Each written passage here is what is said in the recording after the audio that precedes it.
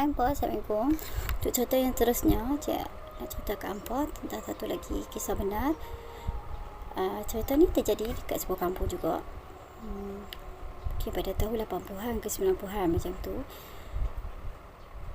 Dekat kampung ni ada tinggal sepasang suami isteri bersama keluarga mereka lah.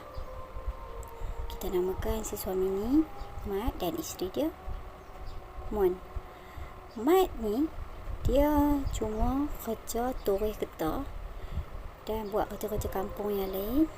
Sementara Mon pula dulu dia selalu bantu suami dia, tapi sejak dia mengandung, suami dia tak benarkan dia buat sebarang kerja, cuma duduk rumah.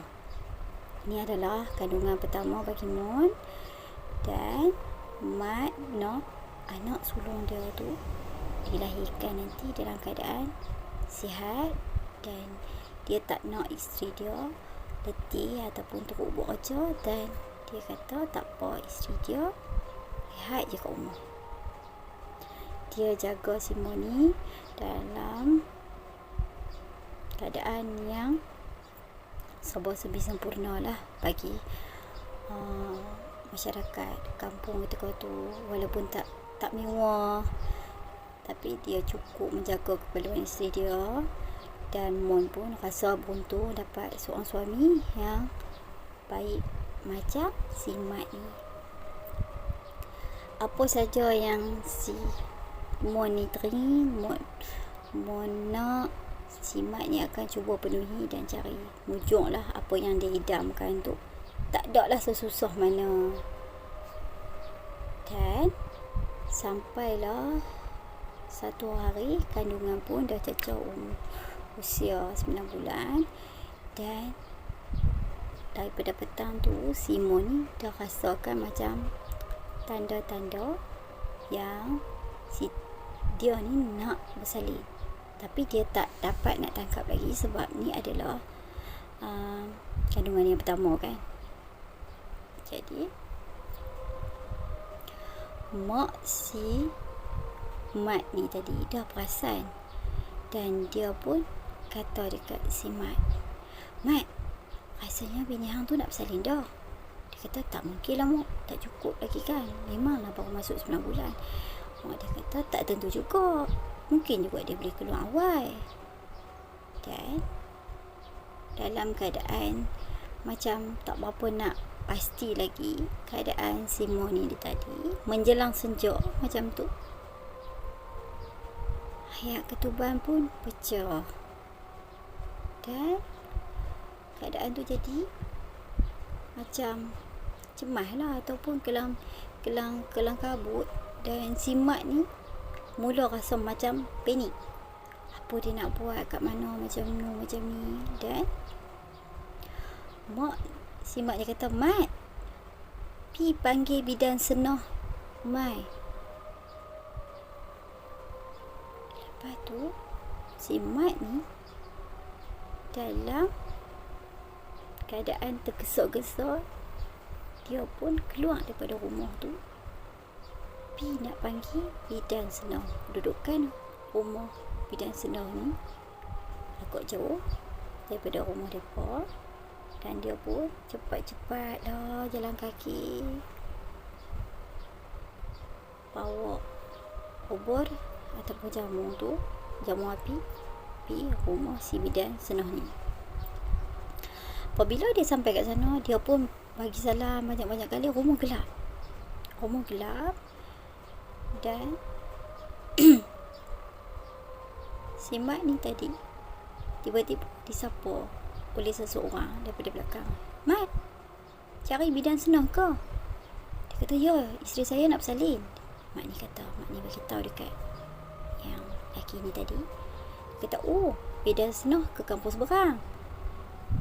Nak bidan kan seorang perempuan yang suami dia dah datang jemput bidan senah tu awal petang tadi. Jadi si Mat ni pun jadi macam tenggelam punca.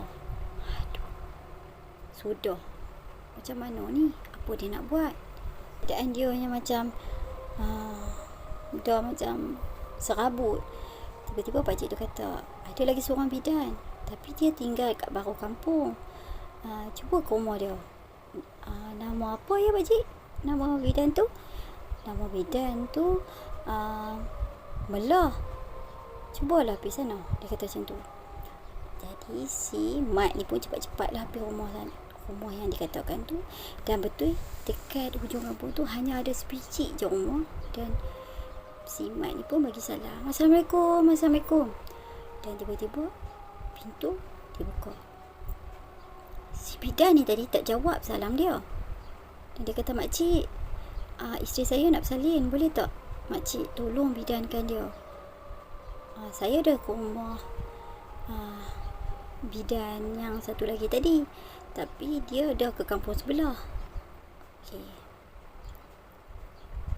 Dia kata, baiklah, tunggu Ustaz. Macam tu lah. Dalam keadaan suara yang agak bengih ataupun macam tak mesra.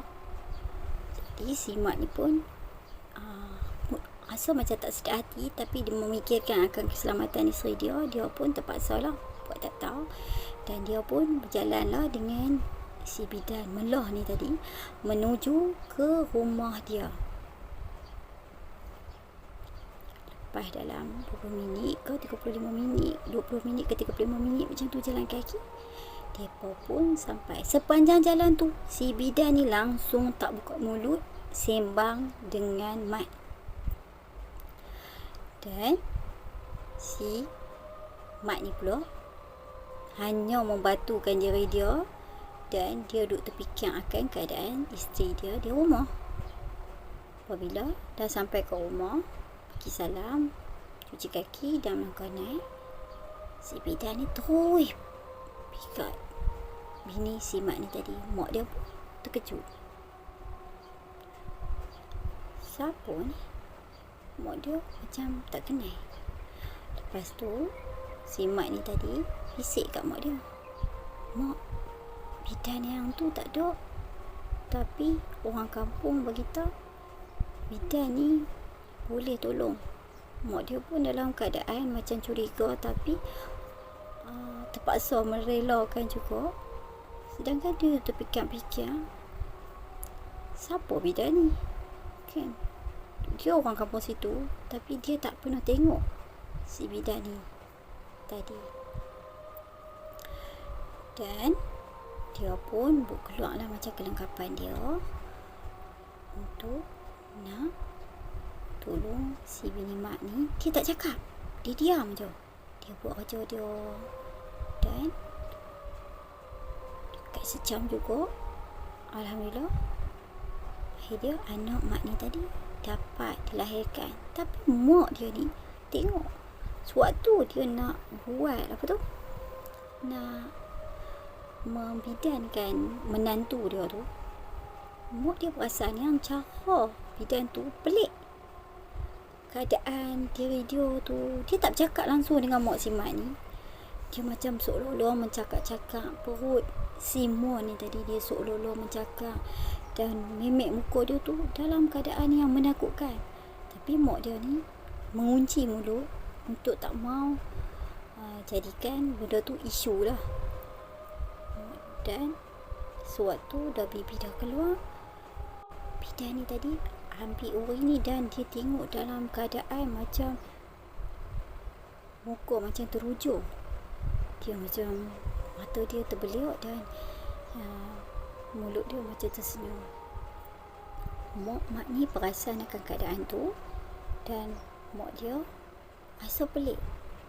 Dia tak bercakap banyak dengan keluarga ataupun mak si Mat ni ataupun Mon, tapi dia lebih berminat pada uri bayi tu. Okay. Jadi mak si Mat ni pun tegur, Mak bidan, uri ni nanti kami akan basuh dan kumurkan esok. Mak dia kata macam tu. Tiba-tiba si mak bidan ni berpaling lah ke arah si mak Mat ni. Bila mak Mat ni cakap mereka akan tanam uri tu esok, lepas dah cuci bersih-bersih. Dia pun pandang kepada mak si mak ni dan dia cakap, tak perlu, aku boleh tanam. Malam ni juga aku akan tanam. Biar aku yang selesaikan kerja aku. Jadi mak si mak ni tadi pelik. Kenapa dia nak tolong sangat tanam uri tu tadi? Sedangkan selalunya keluarga yang akan tanam dan selesaikan hal berkaitan dengan uri, yang mana perlu dibasuh dengan sebersih-bersih dia, untuk nak mengelakkan daripada makhluk-makhluk yang tidak diingini. Jadi dia pun, mak tengok kemah-kemahkan barang dia, dan dia pun bungkus uri tu tadi masuk dan letakkan dalam bakul yang dia bawa. Mak kata, tak apalah, bidan melah, saya boleh tanam uri ni. Lagipun yang ni adalah cucu sulung saya, selalunya keluarga kami akan buat. Dia masih berkerah. Dia kata, jangan, aku selalunya tanamkan uri orang yang aku dah bersalin, jadi kena ikut cara aku, kata dia dalam nada suara yang agak tinggi dan marah. Mat hanya mampu tengok mak dia, dan mak dia pun macam tu. Mak dia mula rasa tak sedar hati, dan bidan tu kata, dah, aku nak balik. Dia kata macam tu. Dan mat kata, makcik, marilah saya tolong hantarkan. Tak perlu. Hang tak perlu hantar aku balik. Aku boleh balik sendiri. Dan dia pun cepat-cepat turun daripada rumah tu dan berjalan dalam gelap malam, pelan-pelan untuk nak balik ke rumah dia. Mak dia kata, mak rasa tak sedar hati. Cuba hang pergi ikut bidan tu, apa dia nak buat.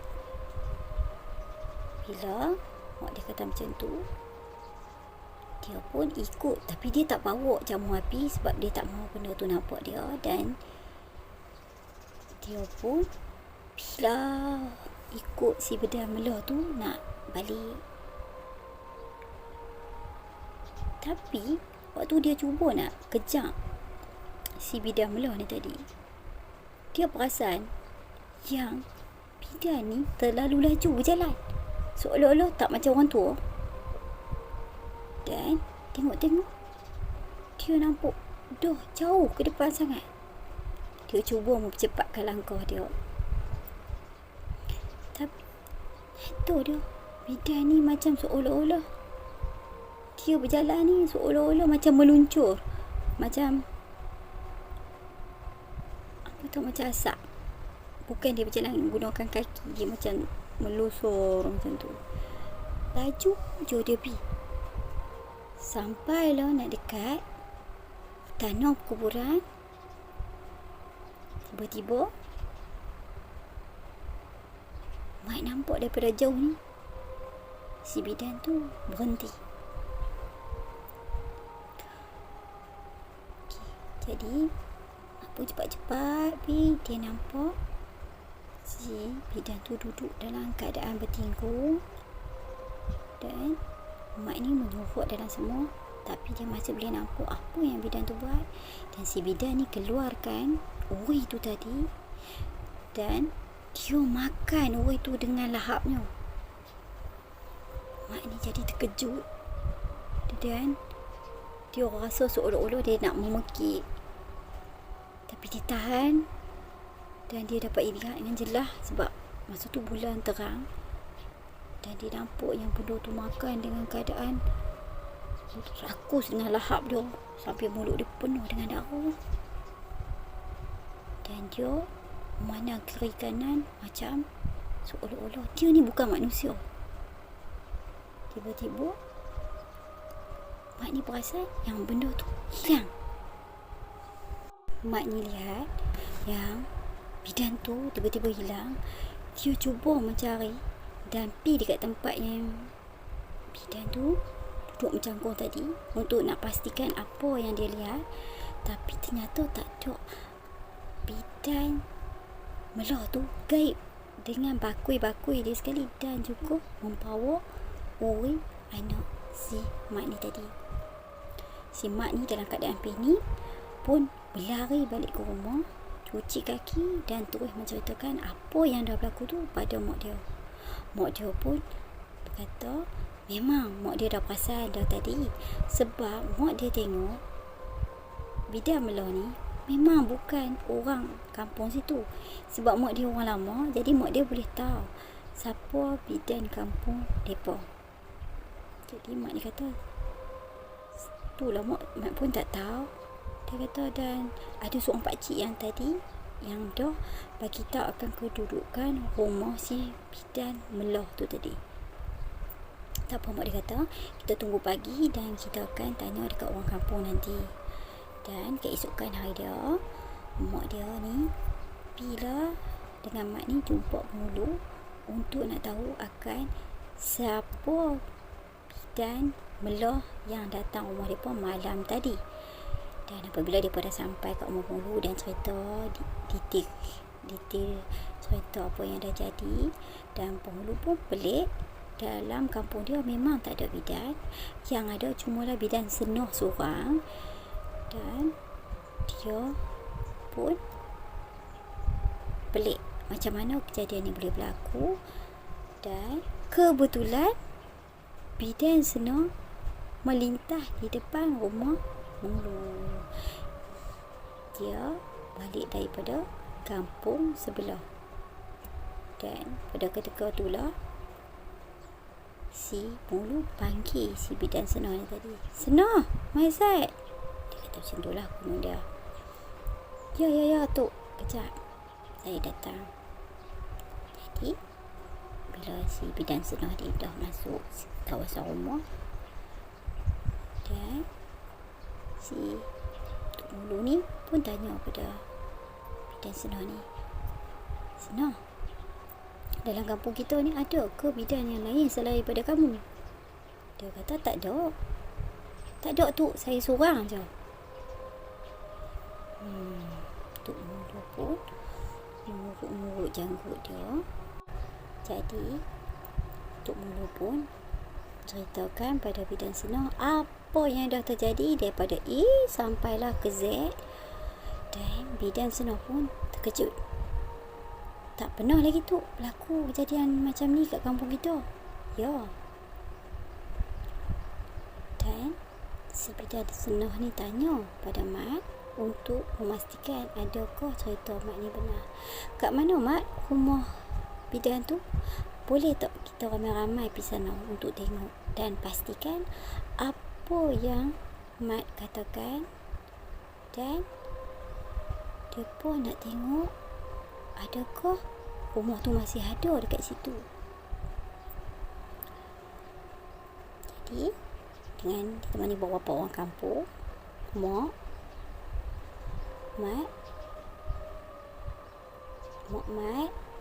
dan bidan Senoh ni tadi, mereka pun pergilah kat tempat yang Mat katakan, dekat ujung kampung, dekat belah baru.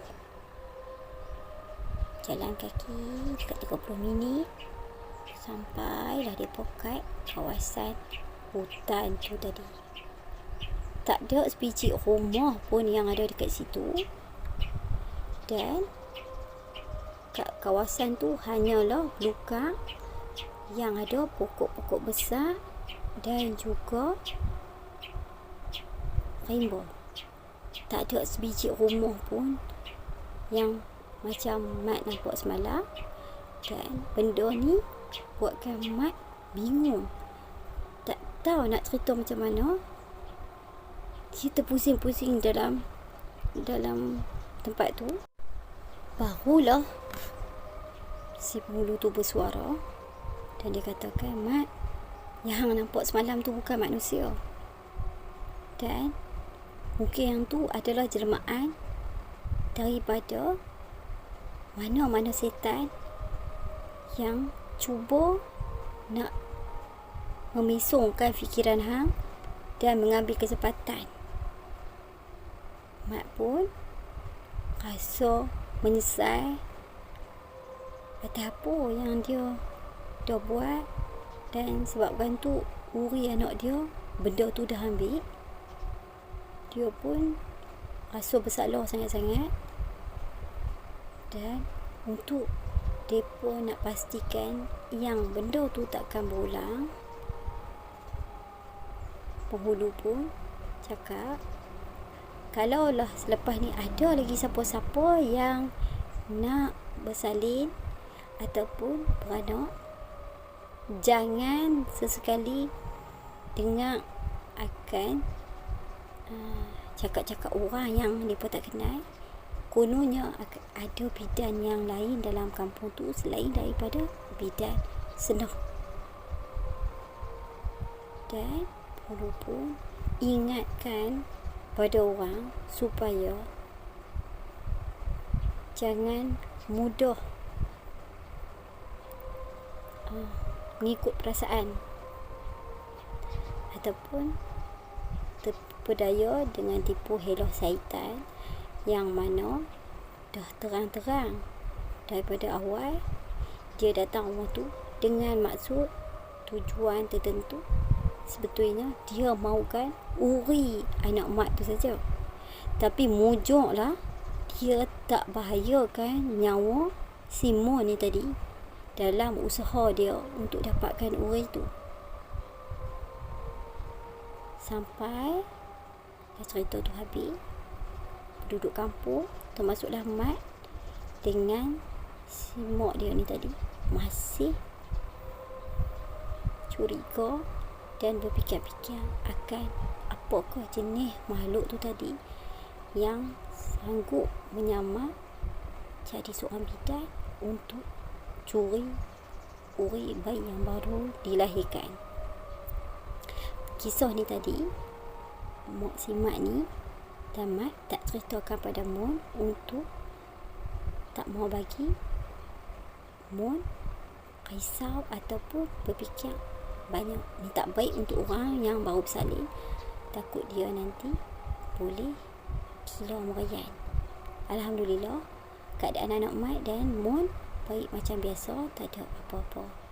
Jadi bidan Senah dah pesan pada semua penduduk kampung tu, amalkan ayat-ayat suci Al-Quran dan sebaik-baiknya pagaklah rumah dengan benda-benda yang berduri ataupun tajam untuk mengelakkan benda-benda macam tu mudah masuk dalam rumah, dan dia tak perlu nak susah payah berusaha nak tembus. Maksud dia, bila hampa tak menjaga diri ataupun rumah hampa, dia akan mudah masuk dalam tu. Yang patutlah waktu dia sampai dekat rumah bidan tu, sebelum ni waktu dia bagi salam, bidan tu tak jawab pun salam dia, tapi benda dah terlambat. So hampa cuba faham, elaikan dan ambil yang positif daripada cerita ni. Dan benda ni ada juga yang masih ada sampai sekarang. Cuma bidan tak ada dah. Mungkin ada di kawasan-kawasan kampung, tapi kebanyakan orang sekarang dah bersalin di hospital. Okay, hampa, next time Cik akan cerita-cerita lain pula. Harap hampa dapat klik subscribe, like dan komen. Okay, bye. Assalamualaikum.